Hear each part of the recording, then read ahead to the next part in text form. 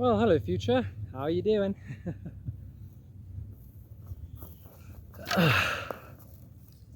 Alright. Don't want to be indecent, yes?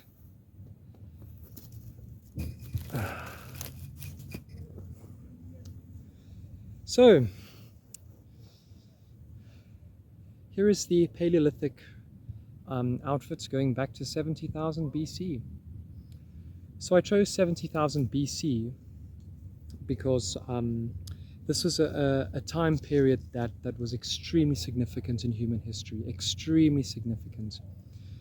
So they theorized that between 65,000 and 70,000 years ago, humans left Africa. Homo sapiens left Africa. Apparently there were Homo sapiens skulls found in places as far away as East Asia and Indonesia, even before this date. Strange future machines. However, the DNA record basically doesn't argue for an earlier migration than 70,000 BC. Reason I think is because there were waves of Homo sapiens that left Africa before 70,000. However, they were not significant enough to have a genetic impact that would change populations and be able to be detected in the present or the future.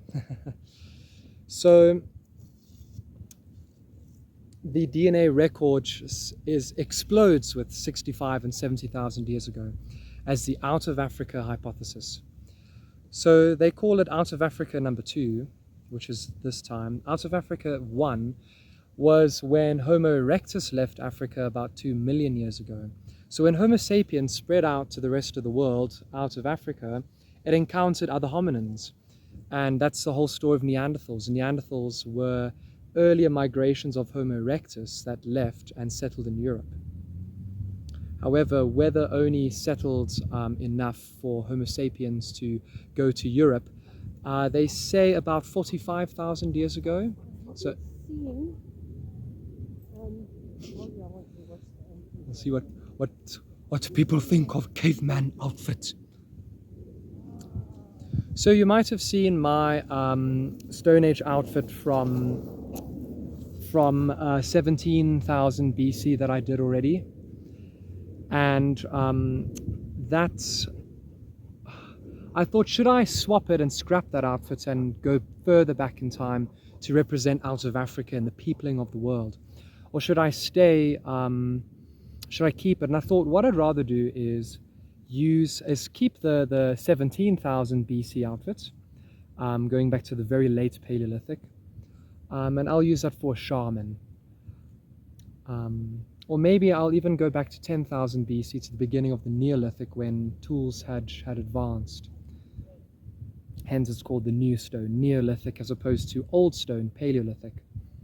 So either way, it doesn't matter. Regardless, is that I needed to acknowledge the out of Africa peopling of the world that set humanity to what it would become today. So I thought I'd go with the typical attire of a person from 70,000 BC as they were the first waves were migrating out of Africa. So the attire is very simple, since this is Paleolithic times. Clothing is not very advanced, so they didn't even have sewing back then. They say that sewing only came about around 40,000 years ago because of fossil records of bones, bone needles with eyes cut into them to stitch clothes. They can't find any earlier than 45,000 years ago. So hence, Paleolithic is very crude. So literally hide, animal hide wrapped over in whichever way I can manage. So we'll start from the bottom. I wear leopard skin shoes, and I don't see why Homo sapiens wouldn't have worn shoes back then, especially for all the migrating, huh? I wear over here basically a crude sort of kilt. Let me take the Where's the future music? Where did it go? Hello? There we go.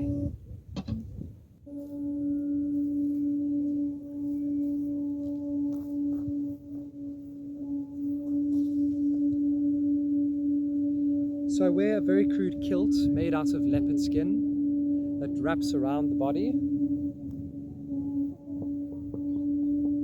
and a few extra layers on the inside for more warmth and protection for the groin area. And on top I wear basically like a shawl. You can even wear it in a few other ways.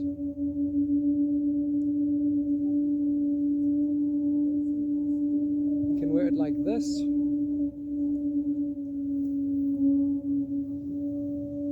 But I prefer to have the right arm free, even though I'm left-handed. It's a bit more historically accurate to have the right hand. I don't know how many left-hand cavemen there were. And funny enough is you can't call this caveman. This is technically not really a caveman. Okay, they would have settled in caves as they journeyed up. But this is walking man. This is running man. This is man on the plains of Central and East and Northeastern Africa. And my specific reenactment is going back to the Middle East. So this would have been the first migrations that came out of Africa. You know what's incredible is every single person who is not of African descent in current times has ancestry in these people, these first migrants. They continue to go on to settle the Middle East, Southern Asia, East Asia, as well as Australia. And eventually when things warmed up a little bit more, they moved northwards to Russia. But they say 45,000 BC to Europe then. And the Ice Age was actually not even at its coldest. So yeah, anyway. So let me explain some of the things that I have. So of course I have a bow. And sadly my bow broke again. I've glued it, just keeps breaking. It's very sad. But nonetheless, the oldest bow found goes back to around 70-something thousand BC. So this is literally the time that the bow was invented, roughly. Although that was found in southern Africa. So as to whether those migrants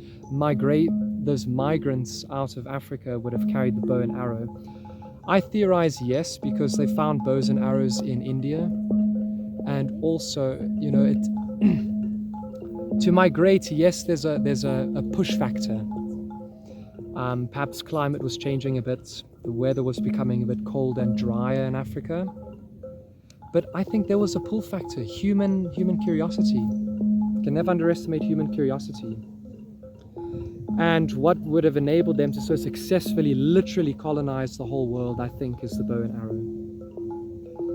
arrow. Arrow doesn't even have a shaft, it's sharpened wood with the grip.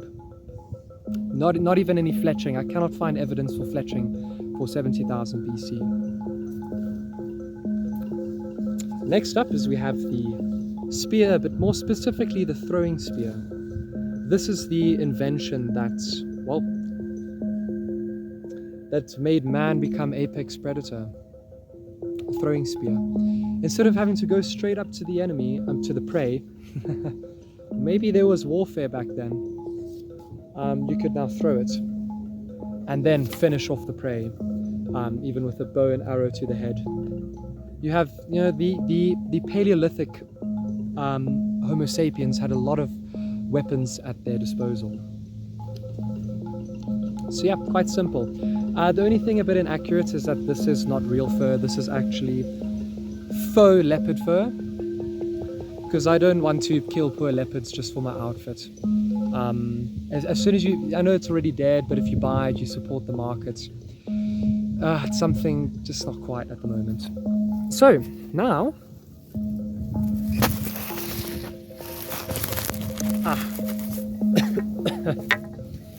speaking of the fur, you're probably wondering what's this. I'll explain that now.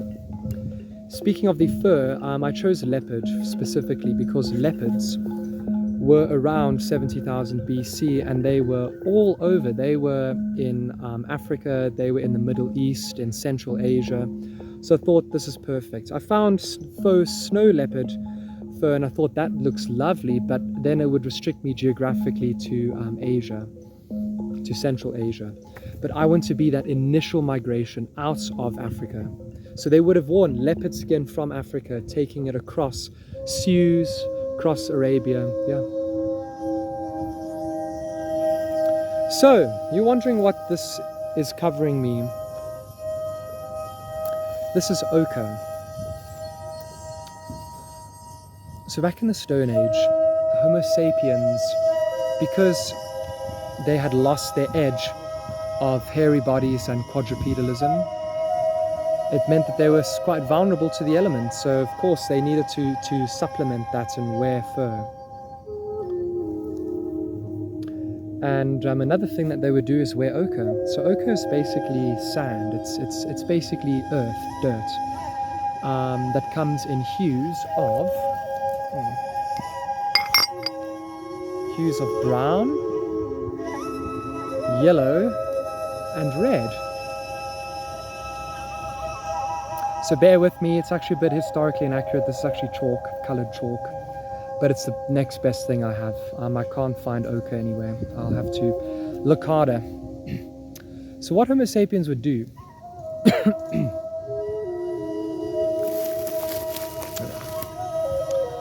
is they would take maybe like a bowl or something like this.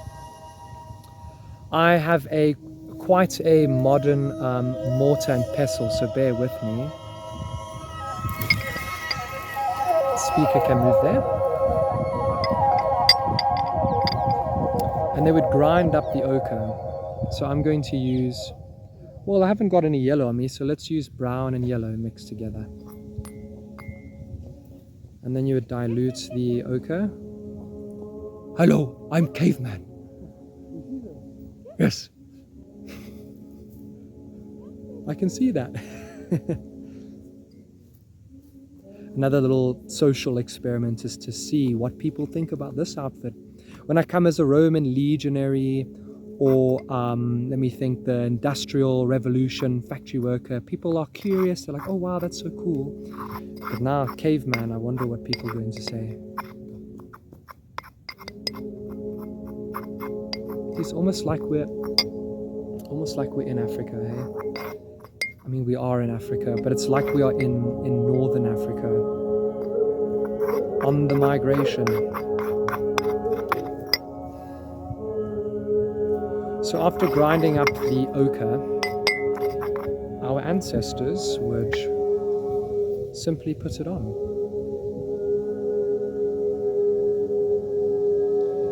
And it is a great way to block the sun from burning your skin, which I can feel here. So let's put some extra where I'm facing the sun. This is my fur pouch, so I'll carry stuff in this, but I'm keeping it on my neck, on my shoulders for now while I'm not using it. You can't say that's historically inaccurate. We don't know. I'm sure someone in all those millennia would have done something similar to that. Let's reinforce the red ochre on my arms.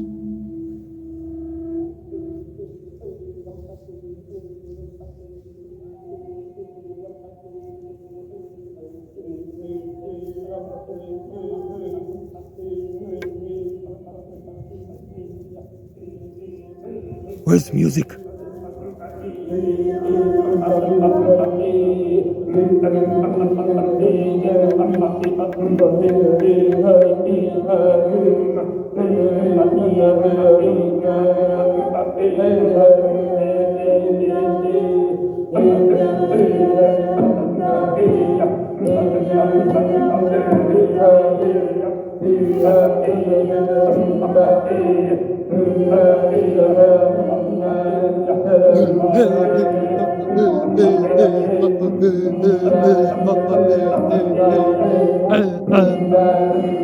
Hello.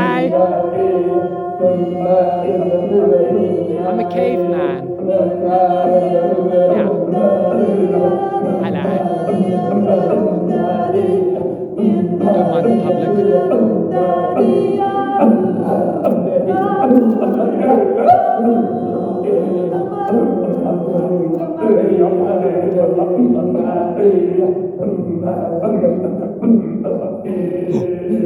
Bako, bako, bako, bako, hipake, bako, hipake, ye, ka, kepake, yeko. So we don't know what language they spoke in the Paleolithic. We can only guess. But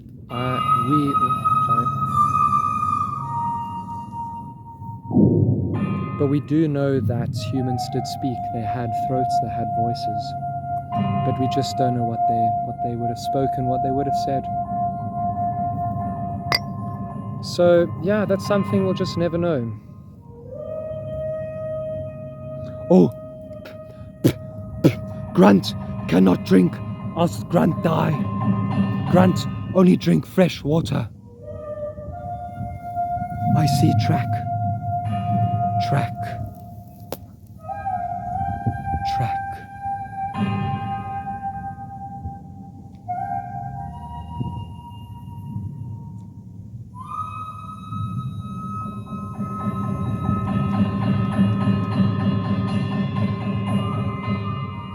I taste earth.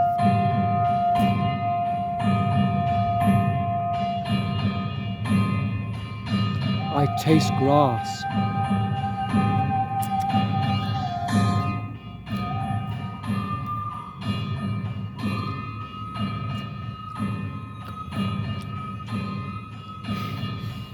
So for no inquiring people, they're just looking and like, oh, okay, like surprise, but no one's coming to ask, sadly.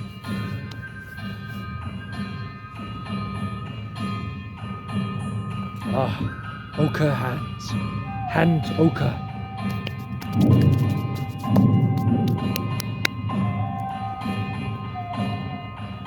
So I'm going to now go for a hunt. Going to go explore the park in full Paleolithic outfit and see what I learn. The spear I also made historically accurately, so I've seen a source that there were slits on the side of the head of the spear, and this would be used to wrap around fibers to keep the stone attached to the shaft. And I saw one source where someone remade one like this, where they put a slit in the wood and stuck the spear tip into the slit. Which, if I was a Stone Age person, I probably would have done this. It is extremely, extremely secure. Of course, I haven't sharpened it in real life because I'm in public. I don't want to hurt someone by accident. Do I? Anyway, so yeah, this has been the Paleolithic reenactment, the Paleolithic outfit, 70,000 BC. Hope you've enjoyed, and I'm going to explore this outfit more, upgrade it, add to it. The shoes need work. So yeah, other than that, the rest is historically accurate. Faux leopard skin, shoes need to be upgraded. Yeah. This is also not leather, it should be leather. So anyway, let's go. Thank you for joining me. And I will see you in the next one. This has been Paleolithic, 70,000 BC. Our ancestors. Incredible, eh? The ancestors who left Africa. But they say we have a common ancestor going back 170,000 years ago. They call her mitochondrial Eve. Basically, every human on Earth has an ancestor in her. And from there, populations diverged around Africa, and yep, then migrated, peopling of the world.